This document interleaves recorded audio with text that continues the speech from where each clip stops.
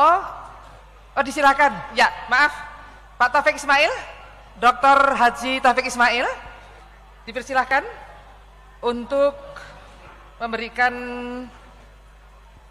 pidato kebudayaan dan nanti ditutup oleh Kiai Haji Dr. Insinyur Salahuddin Wahid dalam closing statement. Dan dipersilakan, ya, tepuk tangan meriah untuk Dr.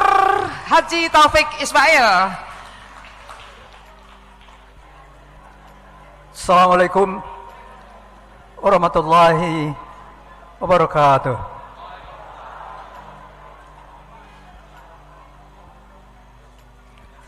Meneropong komunisme dalam angka-angka.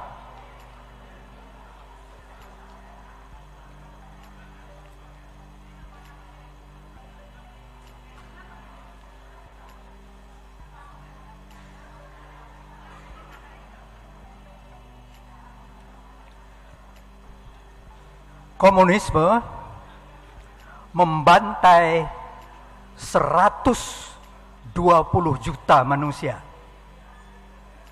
di 75 negara antara tahun 17 sampai tahun 91, rata-rata 1,6 juta setahun, 4.500 orang sehari selama 74 tahun di 75 negara. Angka-angka yang lain tidak usah diperhatikan dulu, tapi baik diingat, ideologi ini membantai 4.500 orang sehari selama 74 tahun di 75 negara. 4.500 orang sehari, lamanya 74 tahun di 75 negara. Lanjut.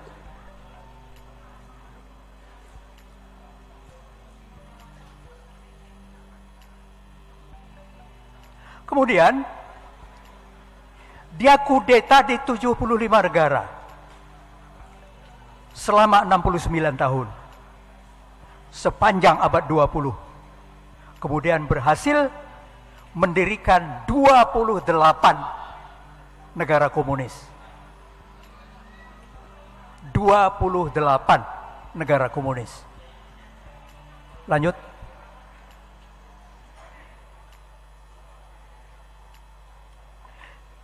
Siapa yang paling raksasa di dalam membantai manusia ini?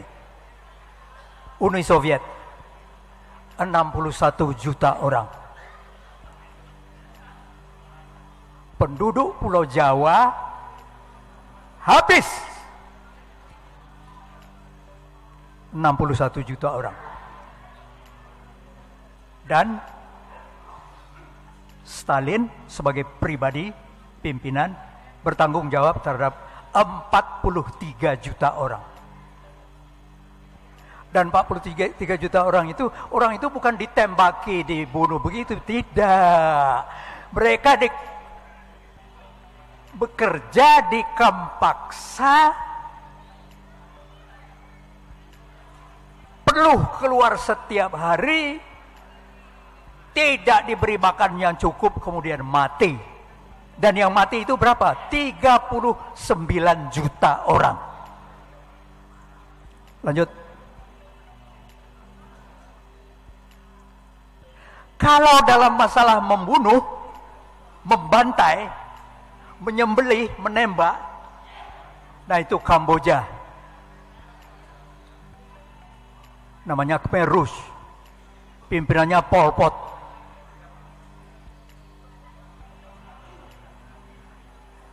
2 juta orang penduduknya sendiri itu, bangsanya sendiri, itu dibantai 28% dari penduduk yang 7 juta. Jadi penduduk Kamboja 7 juta orang, itu dibantai 2 juta orang. Dan yang membantai ini apa, negara tetangganya atau negara yang lain? Tidak, dia sendiri. Itu Kamboja.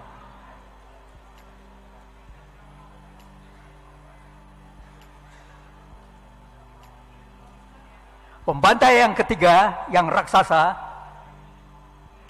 RRC. 1 juta.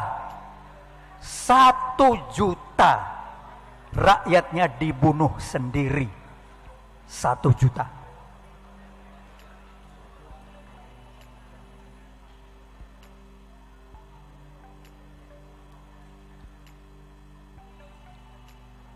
Partai Komunis Khmer Rouge Kamboja itu yang dibantai itu 2 juta orang dalam 44 bulan. Artinya itu 1 orang 1 menit selama 3,5 tahun. Kita renungkan sebentar, kita pejamkan mata kita.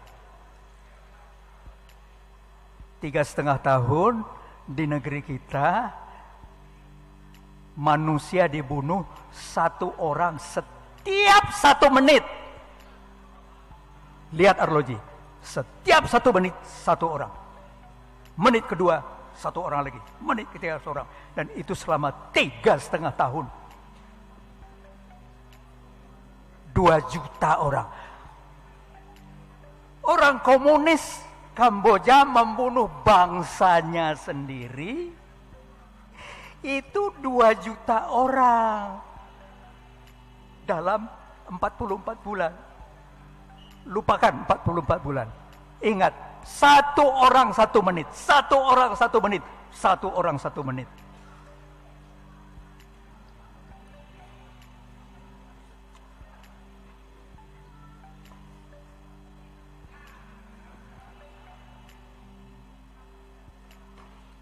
Dari tahun 17 sampai tahun 91, 74 tahun lamanya,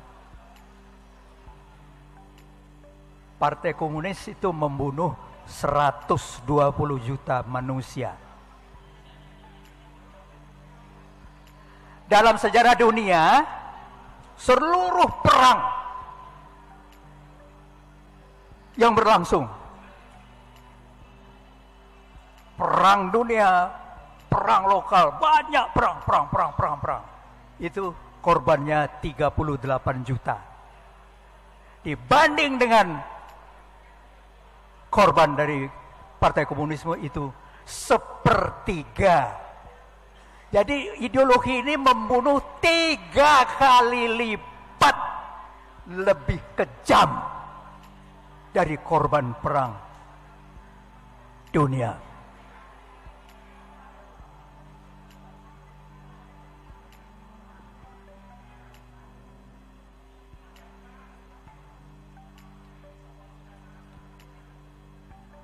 Seluruh perang di dunia dari Nabi Adam sampai sekarang, saat itu korban perang dunia 1, 2, Korea, Vietnam, Irak, Afghanistan, Palestina, Lebanon, digabung jadi 1, itu cuma 1/3. Cuma 1/3 dari keganasan komunisme.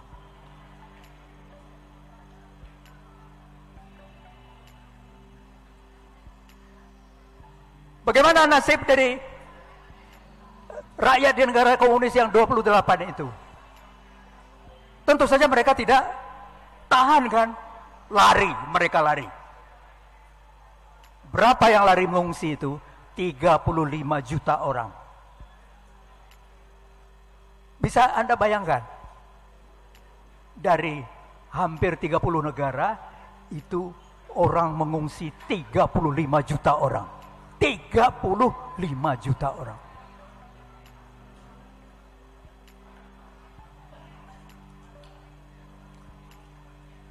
Nah, kalau mau disebut algojonya, ada 4 orang. Lenin, Stalin, Mao Zedong, dan Pol Pot. Angka-angkanya Tidak usah saya bacakan. Silakan baca sendiri. Lenin, Stalin, Mao Zedong, dan Pol Pot.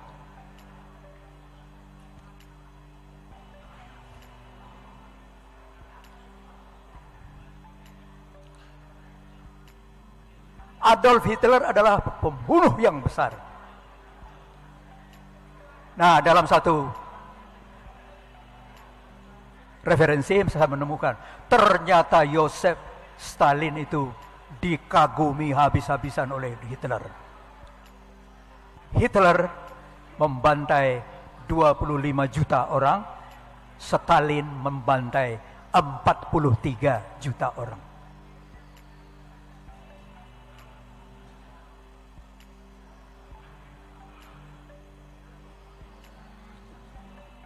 Siapa yang menemukan ideologi ini? Siapa yang membuat buku mengenai ideologi ini?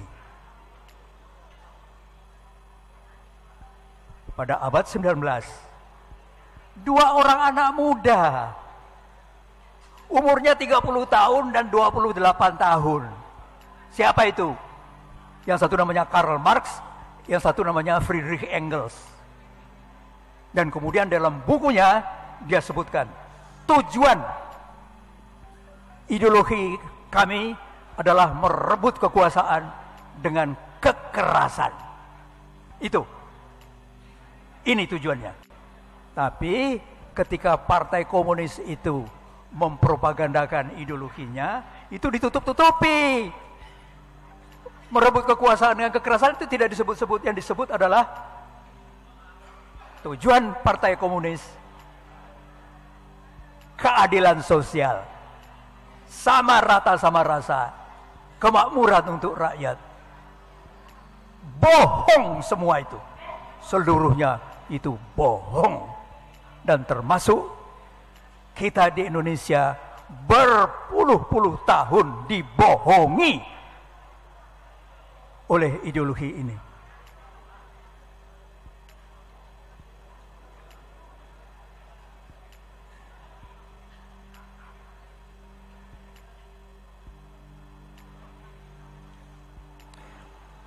Pada tahun 91, 24 negara sosialis komunis bubar berantakan. Mereka ada 28 negara, 24 bubar. Siapa yang pertama sekali membuat pengumuman itu? Perdana Menteri Boris Yeltsin. Pada tahun 91, bulan Desember, dia bikin satu pengumuman.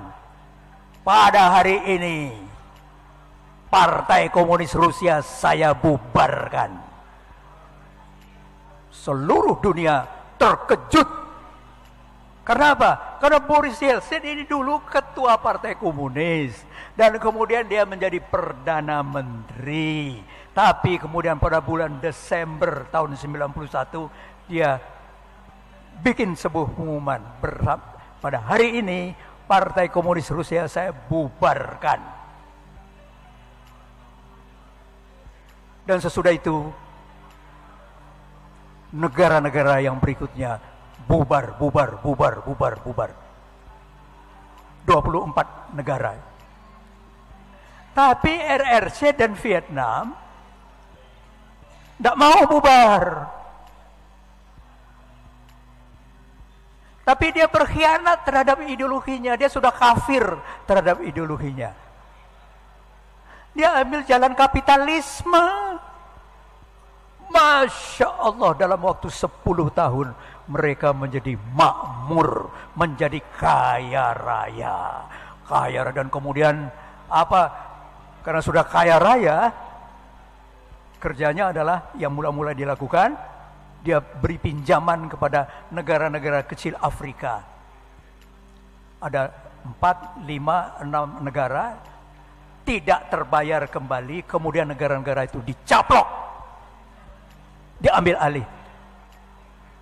2 negara yang terdekat dari RRC itu diincer. yaitu Malaysia dan Indonesia.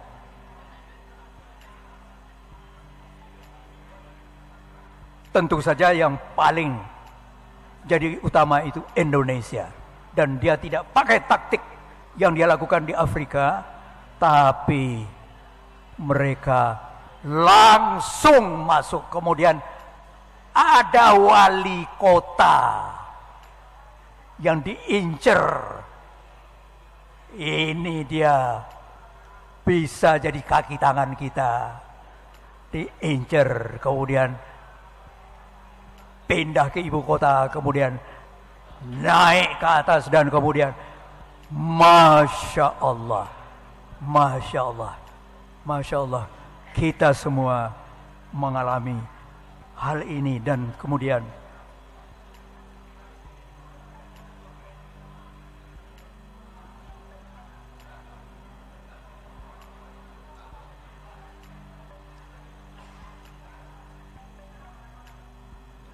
bahaya itu bukan di ambang pintu.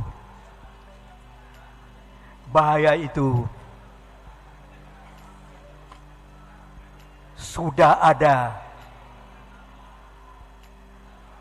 di pinggir rumah kita, sudah ada di tengah masyarakat kita.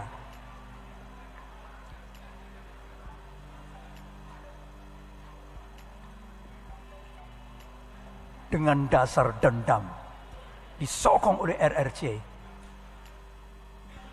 Ideologi ini di dunia wes ora payu didol, tidak laku lagi dijual di sana, di Eropa, di Amerika. Saya dulu waktu SMA kelas 3 itu bersekolah di Amerika. Saya kembali ke sana dengan anak dan cucu saya reuni, dan kemudian mereka waduh 60 tahun tidak ketemu, gembira sekali, gembira. Kemudian saya bercerita mengenai bahaya komunisme. Apa kata kawan-kawan saya itu? Semuanya tertawa terbahak-bahak. Wah, Fik, kamu ini ketinggalan zaman. Komunisme kok masih kamu takuti? Baru saya ceritakan kepada dia bahwa sejarah yang ada di belahan dunia di sana dengan belahan dunia di sini lain. Baru mereka kemudian, waduh, Fik, mudah-mudahan Indonesia itu diselamatkan oleh Tuhan. Mudah-mudahan. Saya merasa terharu sekali. Ideologi ini sudah gagal total, tidak laku lagi dijual. Haus darah, pandang enteng nyawa manusia. Dia anti Tuhan, immoral, anti perdamaian, pura-pura pro-demokrasi. Kita lawan itu dengan membasmi kebodohan, memberantas kemiskinan, menghabisi korupsi, meredam kekerasan dan anarki, menegakkan hukum dan keadilan di negeri kita. Ya Allah, ya Rabb, selamatkanlah negeri kami, selamatkanlah bangsa kami. Amin, amin ya Rabbal Alamin. Wassalamualaikum warahmatullahi wabarakatuh. Barisan siapakah? Ayo langkah kedua